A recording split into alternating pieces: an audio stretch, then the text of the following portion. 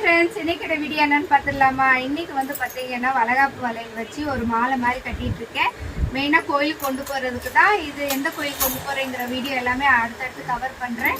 இப்போ மெயினாக எப்படி கட்டுறேன்னு பாருங்கள். ஒரு லேஸு ப்ளவுஸோட கயிறு பார்த்தீங்களா, அந்த கயிறை வச்சு அப்படியே லேஸை வச்சு தான் சின்ன முடிச்சு மாதிரி போட்டு போட்டு கொண்டு போயிட்டே இருக்கேன்.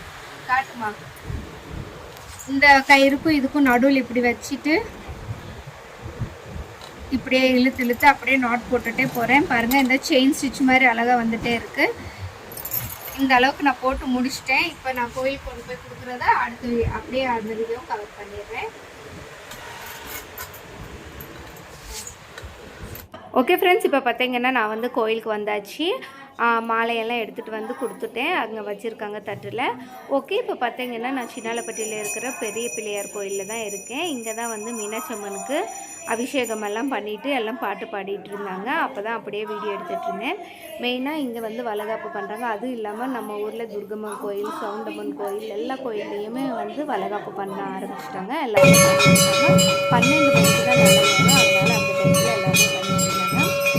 செம்மையான அலங்காரம் அம்மாவுக்கு நெருக்கி அப்புறம் தீபாவளி கொடுத்துட்ருக்காங்க.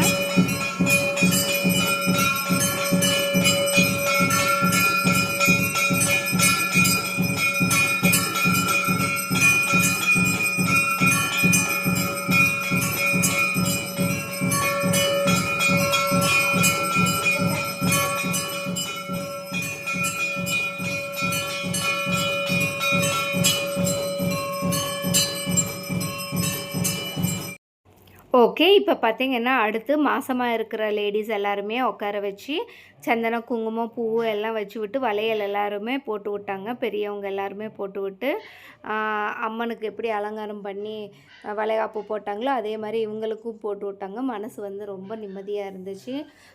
எல்லாருமே வந்து பெரியவங்கெல்லாம் ஆசீர்வாதம் பண்ணிகிட்டு இருந்தாங்க.